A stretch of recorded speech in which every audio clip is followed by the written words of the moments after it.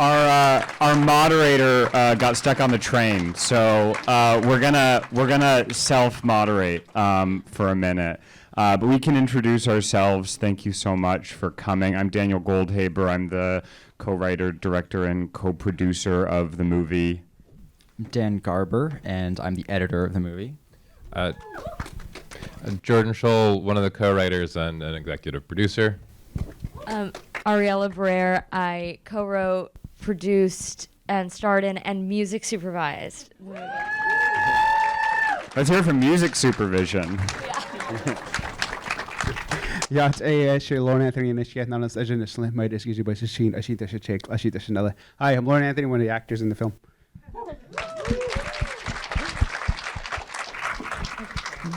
And with that, I think our moderator just rolled up. So this is Tomris. Hello.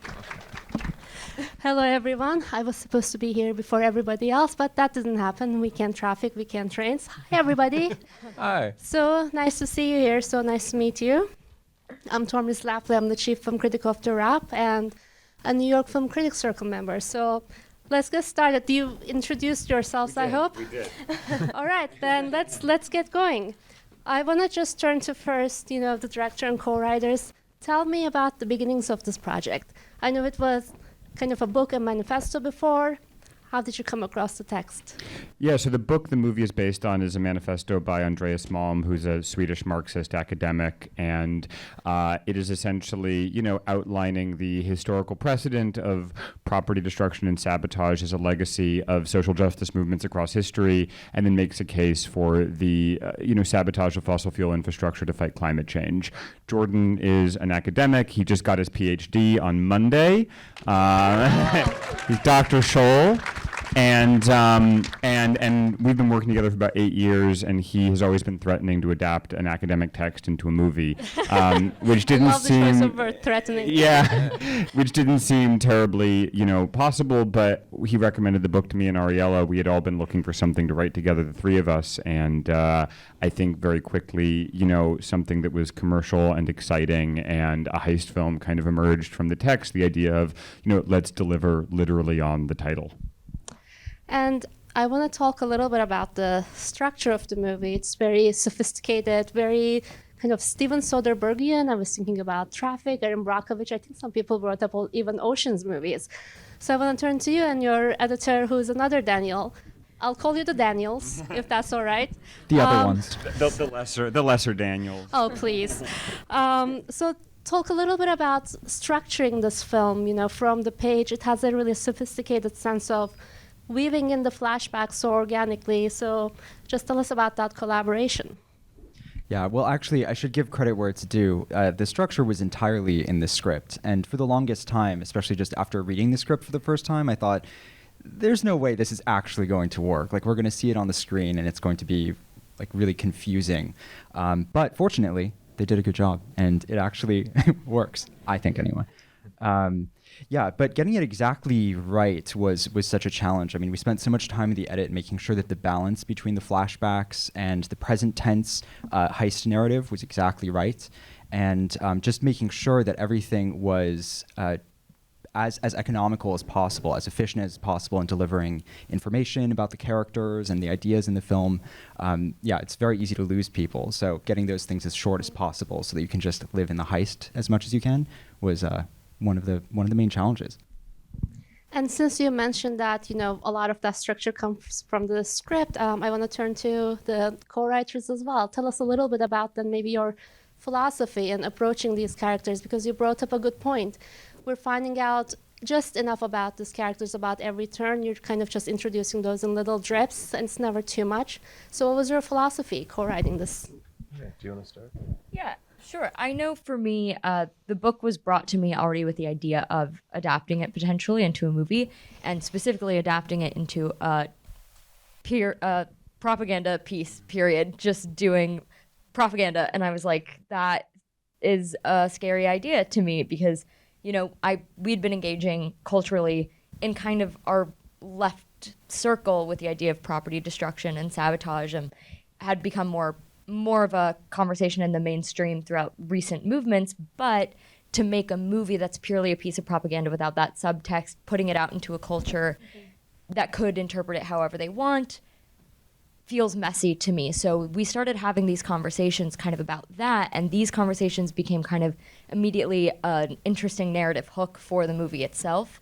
And we decided to kind of just go from there and say, what would this look like if this was us and our friends who did this? And we started talking to people. We asked anyone if they knew anyone, and we found that all these stories existed not really much further than 1 or 2 degrees of separation away from our lives already. And that's kind of how these characters and these stories started. I don't know if there's anything you want to And do you want to add anything? Or? Yeah, and I think, I mean, it's funny adapting an academic book into, you know, it's so there's this question of how do you get the ideas in, and I think it's actually, we were looking to older forms of political film in which sometimes, you know, characters get to embody political ideas and they get to represent something, and then actually watching how they bounce off each other, like, might tell you something about how things go in the world. And so I think it's actually really fun to, you know, to even be a little bit schematic about it and to say, we're going to get this idea in through this person, and we're going to see how that idea interacts with that one when they actually, you know, clash. And also, I understand that accuracy or some sort of realism was, you know, a part of the process. And correct me if I'm wrong, that you work with an anonymous counterterrorism expert who, you know, maybe not necessarily teach you how to blow up a pipeline, but That's you know, exactly what he did. Oh, No, it's a friend of a friend. You know, is a contractor who works in counterterrorism, but he's really just a bomb nerd, and he's a guy that basically builds improvised explosives all day for work, and you know, saw this as his opportunity to help some filmmakers get the details right for once.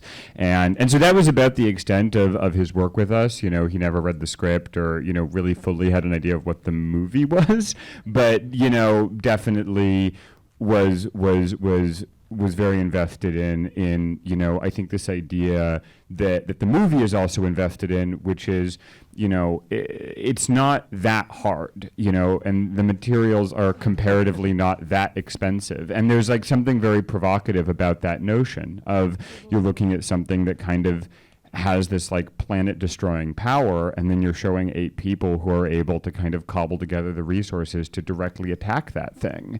And that's an extremely empowering and provocative idea. And so that was why it was important for us to get the details right, is because, you know, it makes the action immediate. And it is, and that's the core identity of the film. And another big identity is obviously the amazing cast, which Ariela and Loren are both a part of. So maybe a 2-part question. I want to bring everybody in. First, let's talk about bringing together this amazing ensemble of actors and building some palpable chemistry, both with their agreements and disagreements throughout the way. So what was that like for you? I mean, Ariela was also, you know, really instrumental in building the ensemble. Like that was something that, in many ways, was her vision of kind of who these other actors would be. And I had to drag her kicking and screaming into being in the movie. She originally wasn't necessarily interested in it, but we had originally met because I'd cast her in the lead of a film, and then that movie had fallen apart, and then we'd been looking for something else to do together. And you don't like write a movie with somebody as talented as her and like don't get her into the film.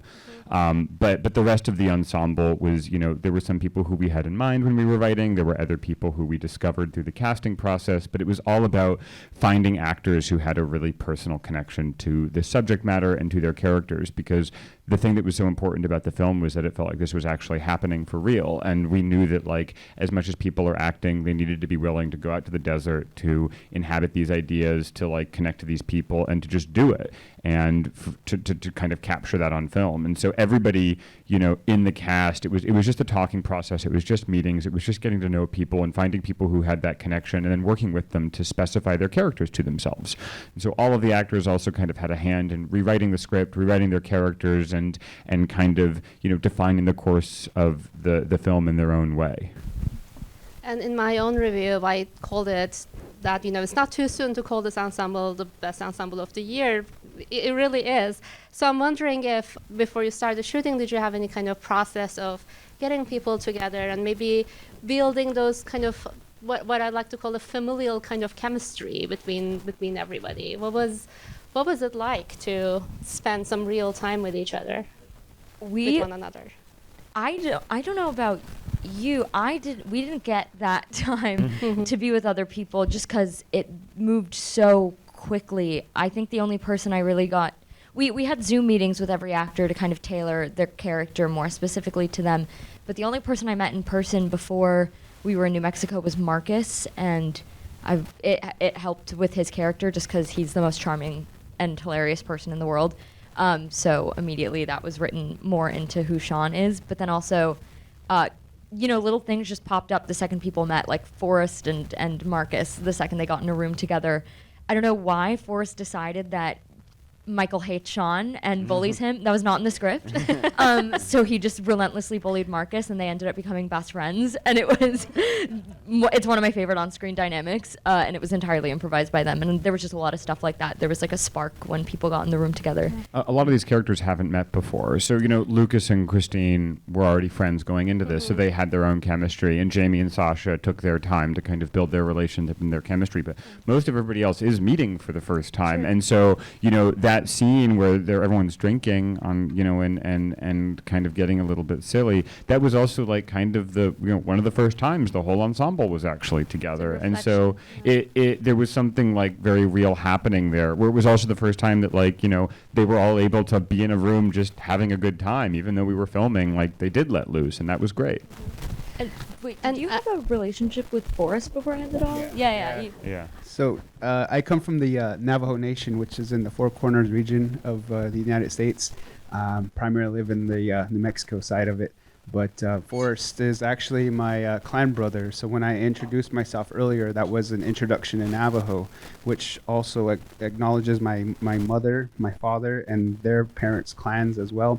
So we share our maternal clans. So therefore, he's my brother, and in that sense of chemistry and getting things down, anybody that's related to me in that sense could be someone, a little girl, could be my grandma or my mom, and that's how the Navajo culture works. So in that sense, we also look at T'Keh, which is our relations, and so having a team like this and having a cast and everything that we're doing for this film, it requires that. It requires that relationship to build trust with one another.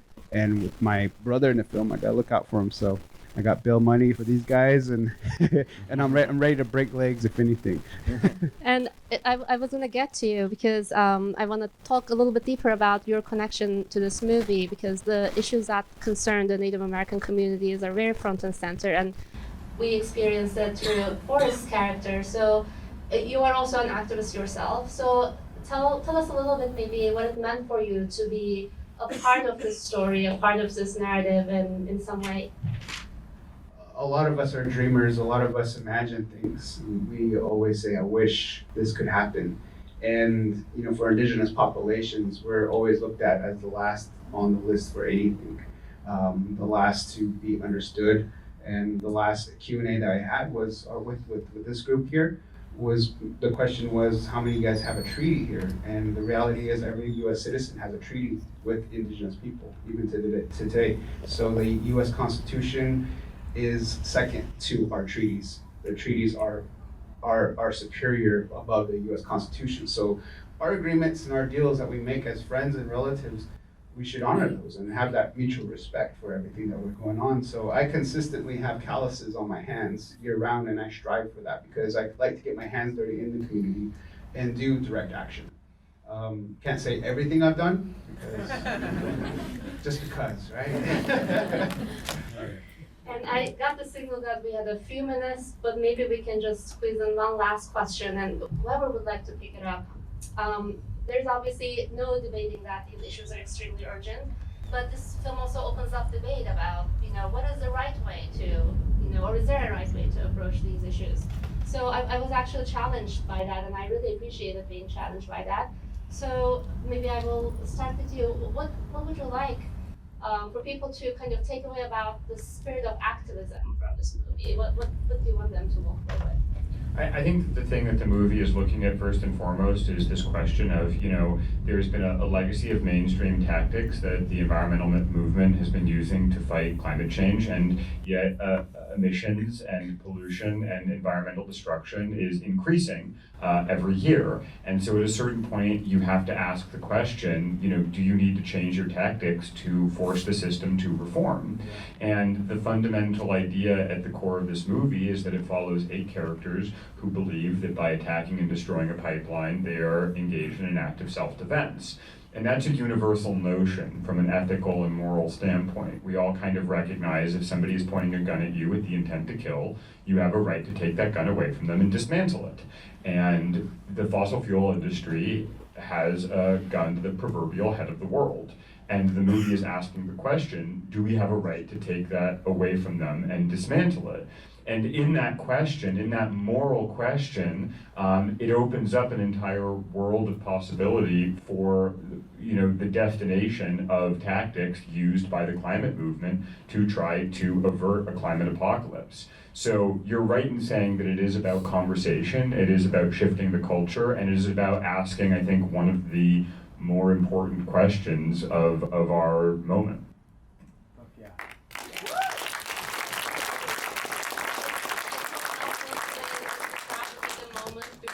We are kind of wrapped up. I think this is probably a great note to end the conversation. And so thank you, Daniel, Jordan, Ariela, and Loren.